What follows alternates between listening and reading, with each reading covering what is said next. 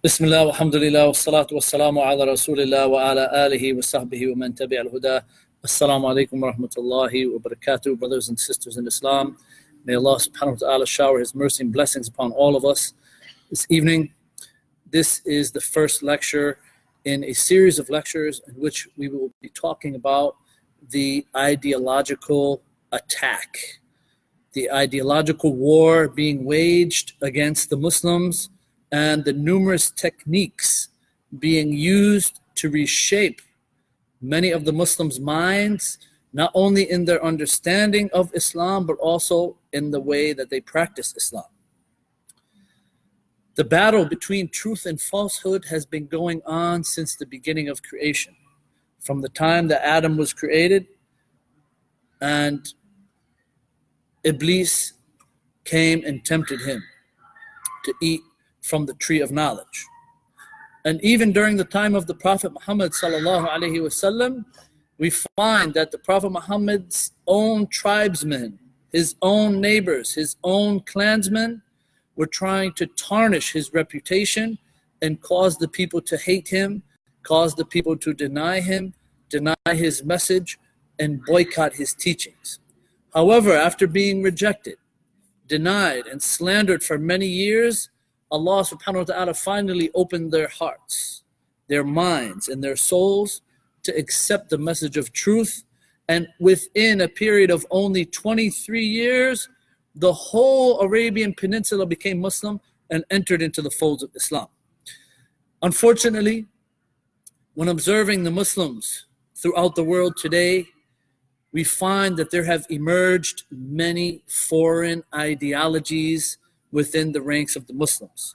And this is all in accordance with what the Prophet Muhammad sallallahu alaihi wasallam told us 1440 years ago, when he told us that there would emerge new and different sects within the folds of Islam, and also those which are outside the folds of Islam.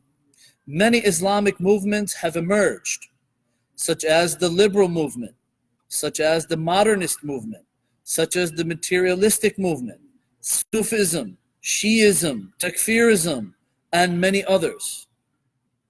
We find many who want to understand and follow Islam the way that it was revealed to the Prophet Muhammad sallallahu alaihi wasallam, which are great in number, and then we find those who want to selectively practice Islam. They want to be part-time Muslims, taking from the religion what is suitable and beneficial for their worldly affairs, and abandoning other parts of the religion that to them hinders them or seemingly hinders their progress and their development in their worldly affairs. And this is the false claim of those modernist Muslims, the liberal Muslims, and the materialistic Muslims. So there is no doubt that this struggle of ideas and beliefs has been going on for ages. The struggle of ideas and the quest for power, the quest for leadership and status led many people from the previous generations to change Allah subhanahu wa ta'ala's revelation. Even they tried to change the Torah, and they actually succeeded.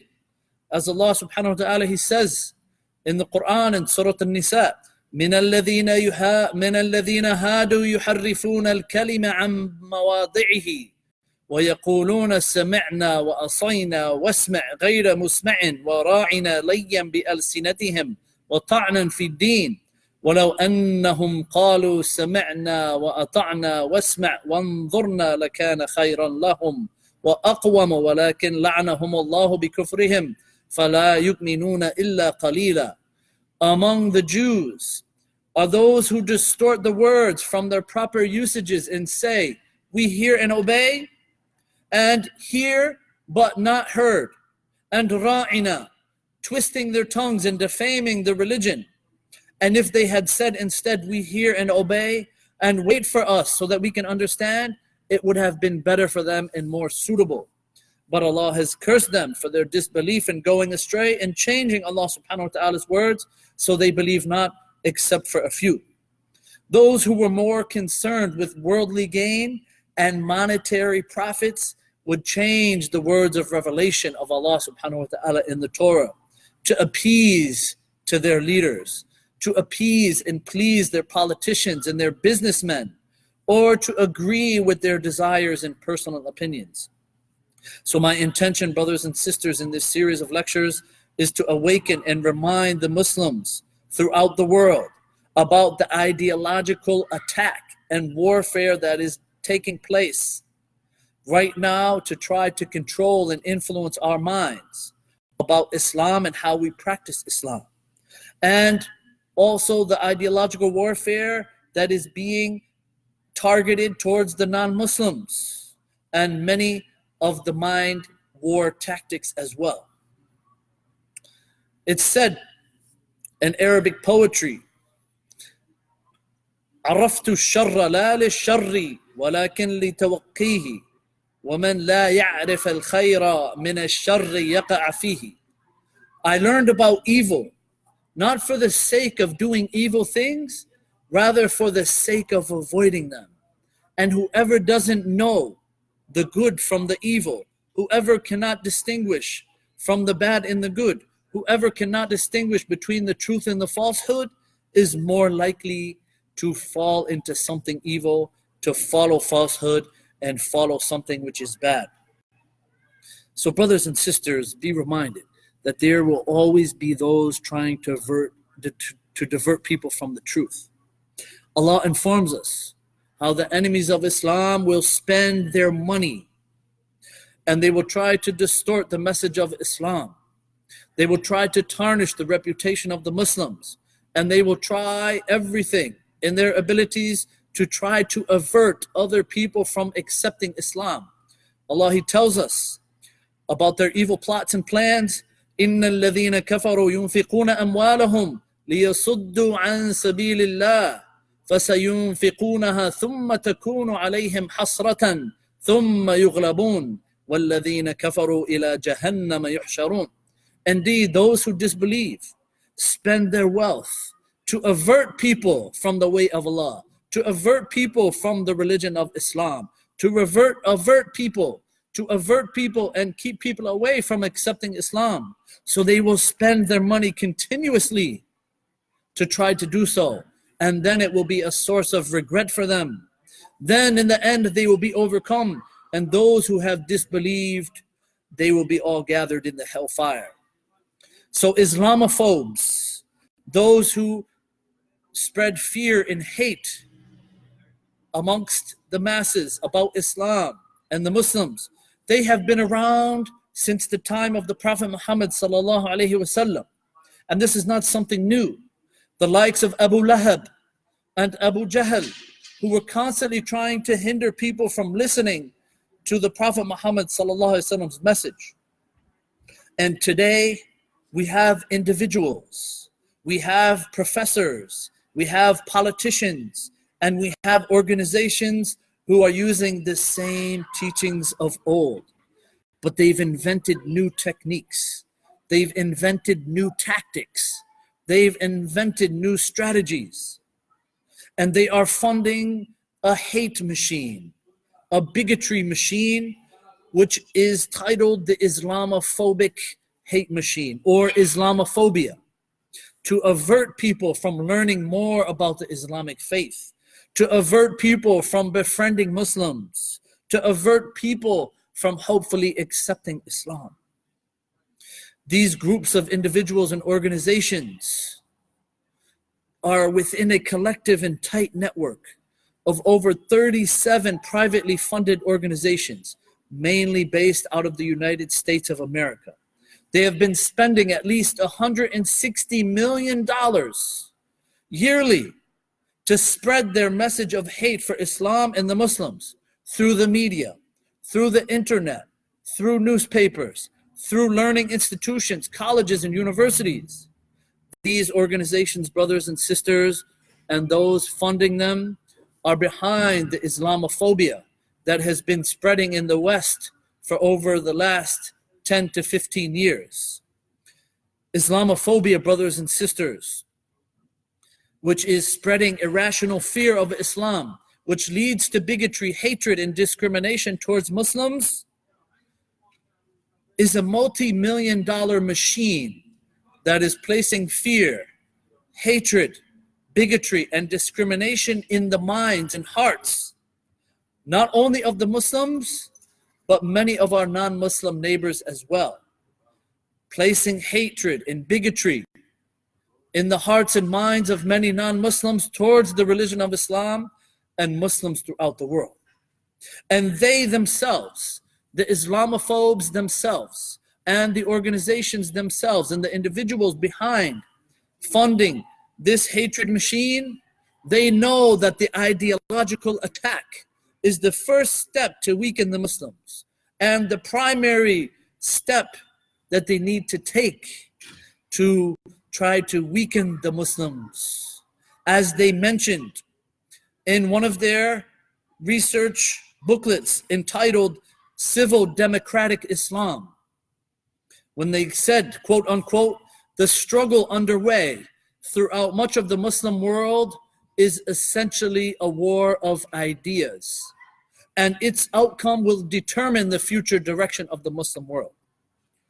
Allah subhanahu wa ta'ala, He tells us in the Quran about the evil tactics of such people. When Allah subhanahu wa ta'ala, He says in Surah Ali Imran, قَدْ بَدَتِ الْبَغْضَاءُ مِنْ أَفْوَاهِهِمْ وَمَا تُخْفِي صُدُورُهُمْ أَكْبَرُ قَدْ بَيَّنَّا لَكُمُ الْآيَاتِ إِن كُنْتُمْ تَعْقِلُونَ.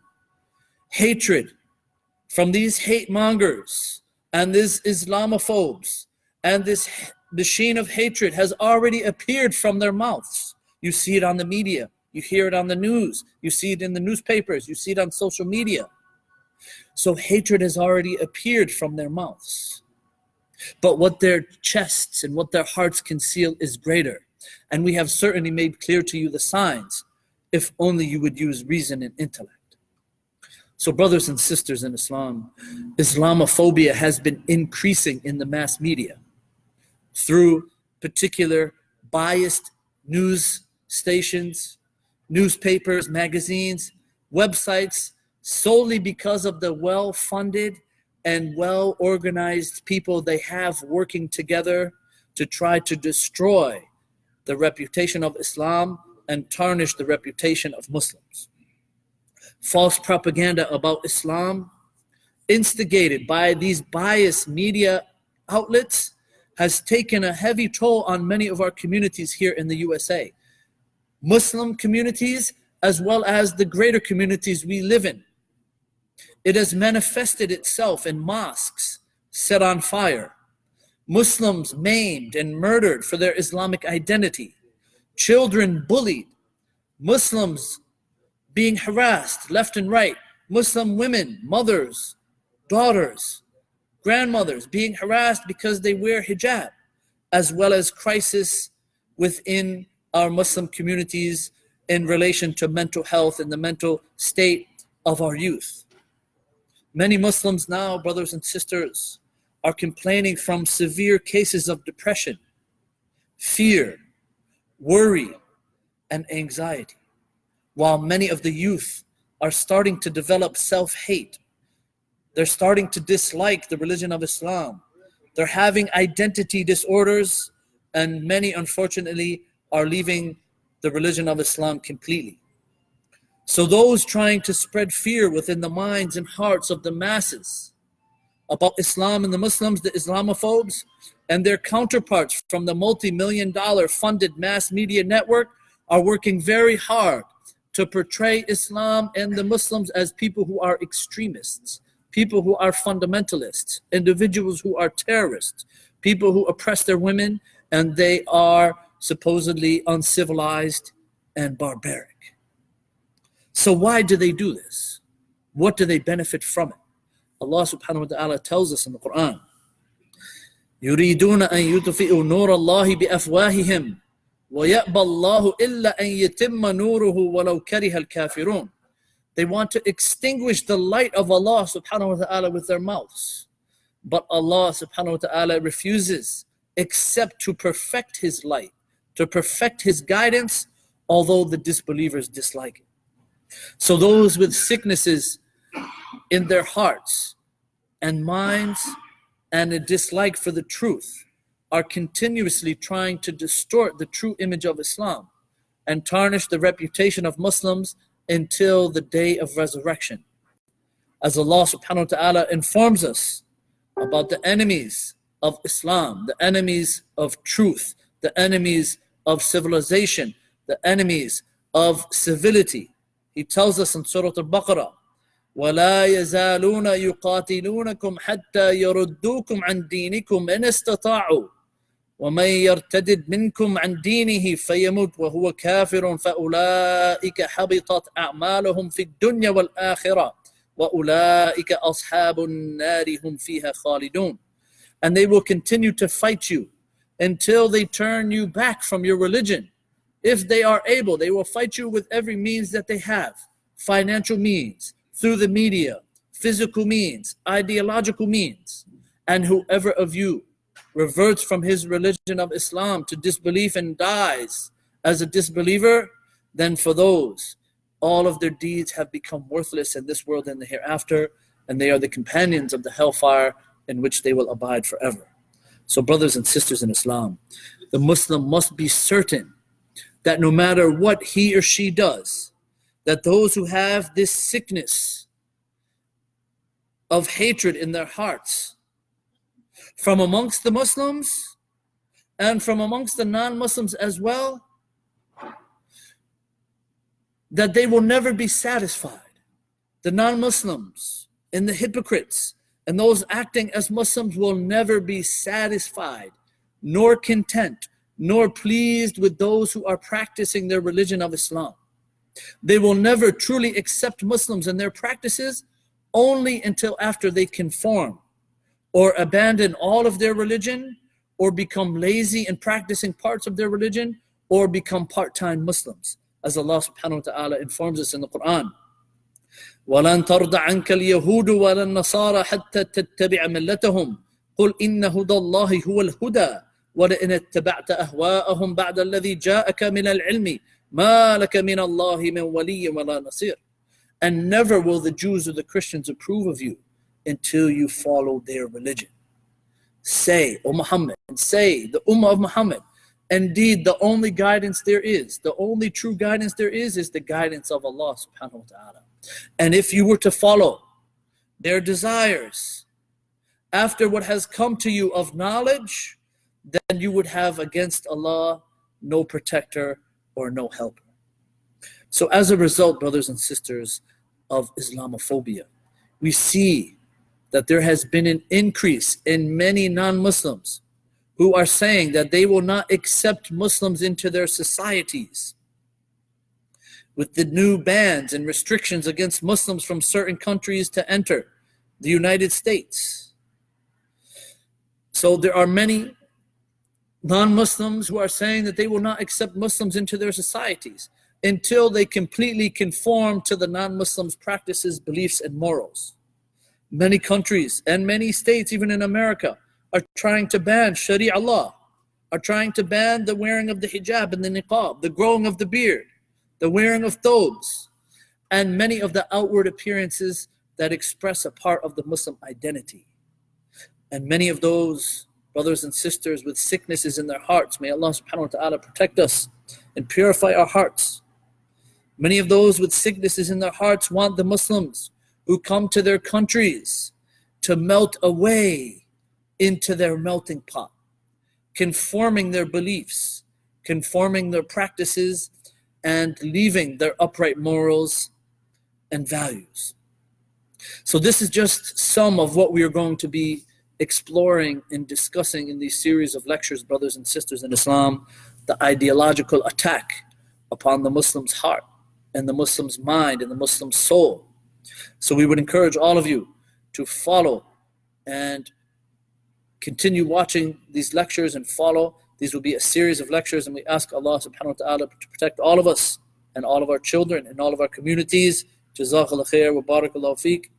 Assalamu alaikum wa rahmatullahi wa barakatuhu.